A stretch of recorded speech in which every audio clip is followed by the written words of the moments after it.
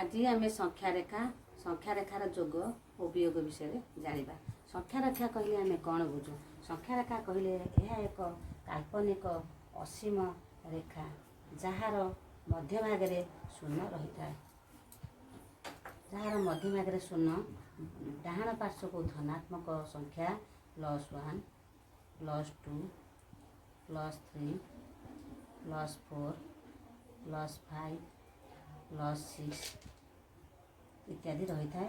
ବାମ ପାର୍ଶ୍ୱକୁ -1, -2, -3, -4, -5, -6, -7 ଆଦି ସଂଖ୍ୟା ରହିଥାଏ। ଏହାର ଦୁଇ ପାର୍ଶ୍ୱରେ ତୀର ଚିହ୍ନ ଦିଆହେବାର ଅର୍ଥ ଏହା ଡାହାଣ ପାର୍ଶ୍ୱକୁ ଏବଂ ବାମ ପାର୍ଶ୍ୱକୁ ବଢ଼ାଯାଇ ପାରିବ। ଏଥିରେ ଆମେ ଅସଂଖ୍ୟ ସଂଖ୍ୟା ଯୋଡ଼ି ପାରିବା। ଏହା ଏକ ଅସୀମ, ସେଥିପାଇଁ ଏହାକୁ ଏକ ଅସୀମ ସଂଖ୍ୟାରେଖା ବୋଲି କୁହାଯାଇଥାଏ। ଏହି ସଂଖ୍ୟାରେଖାର ମଝିରେ ଶୂନ ଥାଏ। ଶୂନ ଧନାତ୍ମକ ନୁହେଁ ବା ଋଣାତ୍ମକ ନୁହେଁ। ବର୍ତ୍ତମାନ ଆମେ ସଂଖ୍ୟାରେଖାରେ ଯୋଗ ଓ ବିୟୋଗ ବିଷୟରେ ଜାଣିବା। ସଂଖ୍ୟାରେଖାରେ ଯୋଗ ଓ ବିୟୋଗ।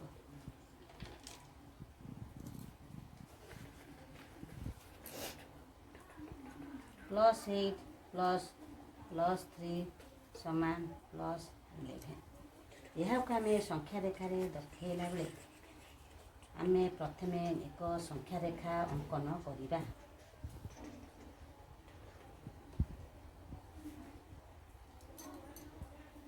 ଯାହାର ମଧ୍ୟଭାଗରେ ଶୂନ ରହିବ। ଡାହାଣ ପାର୍ଶ୍ୱରେ +1, +2, +3, +4, +5, +6, +7, +8, +9, +10, +11।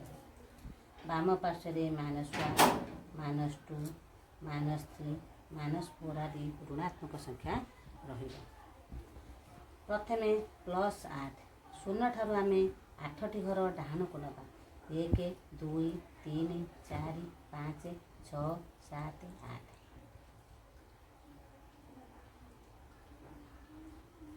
+8ରେ ଆମେ +3 ମିଶାଇବାକୁ ହେଲେ +8 ଠାରୁ ଆମେ 3ଟି ଘର ଡାହାଣକୁ ଯିବା।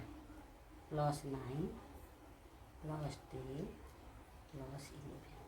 ଏଥିରୁ ଆମେ ଜାଣିଲେ +8 ସହିତ +3 ମିଶିଲେ ଉତ୍ତର ହେବ +11। +8 +3 = +11।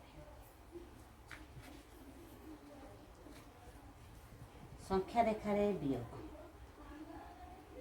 +8 + -3 = +5। ଏଥିପାଇଁ ଆମେ ଏକ ସଂଖ୍ୟାରେଖା ଟାଣିବା।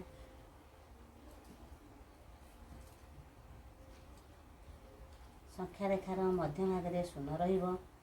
ଡାହାଣ ପାର୍ଶ୍ୱକୁ +1, +2, +3, +4, +5, +6, +7, +8, +9, +10 ରହିବ। ବାମ ପାର୍ଶ୍ୱକୁ -1, -2, -3, -4, -5 ଆଦି ରହିବ।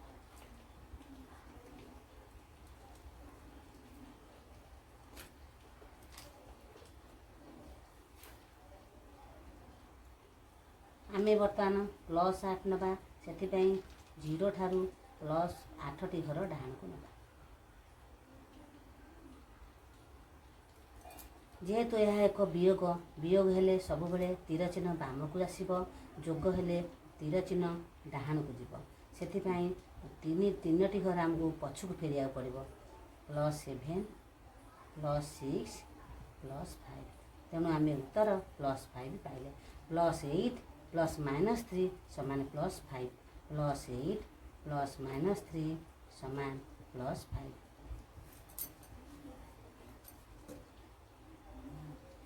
ବର୍ତ୍ତମାନ -7 - 4 = -11। ଏହାକୁ ଆମେ ସଂଖ୍ୟାରେଖାରେ ଦେଖାଇବାକୁ ହେଲେ ପ୍ରଥମେ ସଂଖ୍ୟାରେଖାଟିଏ ଟାଣିବା। ଶୂନ ଟିକେ ଡାହାଣ ପାର୍ଶ୍ୱକୁ ଦେବା, କାରଣ ଆମର ବିୟୋଗ ସଂଖ୍ୟା ଗୁଡ଼ିକରେ କାମ ଅଧିକ ରହିଛି। ଧନାତ୍ମକ ସଂଖ୍ୟା ଅପେକ୍ଷା।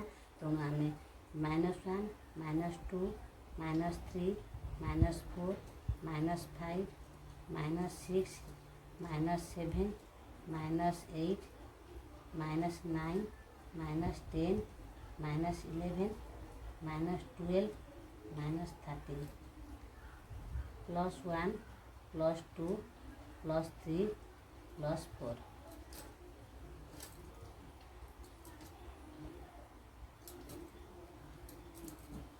ବର୍ତ୍ତମାନ ଆମର -7 ଦରକାର। -7 ଆମେ ସବୁବେଳେ ଶୂନ ପାଖରୁ ହିଁ ଯୋଗ ଓ ବିୟୋଗ କ୍ରିୟା ଆରମ୍ଭ କରିବା। ସେଥିପାଇଁ ଶୂନ ଠାରୁ -7 ପଏଣ୍ଟ ପର୍ଯ୍ୟନ୍ତ ଆମେ ବାମକୁ ଏକ ଲମ୍ବା ତୀର ଟାଣିବା। ବର୍ତ୍ତମାନ ଆମର -4 ତା ସହିତ 4 ଫେଡ଼ା ହେବ। 4 ଫେଡ଼ା ହେଲେ ଆମେ ସବୁବେଳେ ବାମକୁ ଯିବା। ଫେଡ଼ାଣ ହେଲେ ବାମକୁ ଯିବା, ନିଶାଣ ହେଲେ ଡାହାଣକୁ ଯିବା। ସେଥିପାଇଁ 4ଟି ଘର ଆମେ 7 ଠାରୁ ବାମକୁ ଯିବା। 1, 2, 3, 4। ବର୍ତ୍ତମାନ ତୀର ପହଞ୍ଚିଲା -11 ପାଖରେ। ସେଥିପାଇଁ ଆମେ ଏଥିରୁ ଜାଣିଲୁ -7 -4 = -11। 0 ଠାରୁ ଆସିଲା -7, -7ରୁ 4ଟି ଘର ଆମେ ବାମକୁ ନେଲେ ଉତ୍ତର ପାଖରେ ପହଞ୍ଚିଲେ -11। ସେଥିପାଇଁ ଉତ୍ତର ହେଲା -7 -4 = -11। ସବୁବେଳେ ଯୋଗ ବେଳେ ଡାହାଣକୁ ଗଲାବେଳେ ବିୟୋଗ ବେଳେ ଆମେ ବାମକୁ ଯିବା। ଆଉ ସଂଖ୍ୟା ରେଖା ଯୋଗ ଓ ବିୟୋଗ ଆରମ୍ଭ କରିବା ଶୂନ ପାଖରୁ। ଆଜିର ସଂଖ୍ୟା ରେଖା ଓ ଯୋଗ ବିୟୋଗ ଶିକ୍ଷଣ କାର୍ଯ୍ୟ ମୋର ଏତିକିରେ ଶେଷ।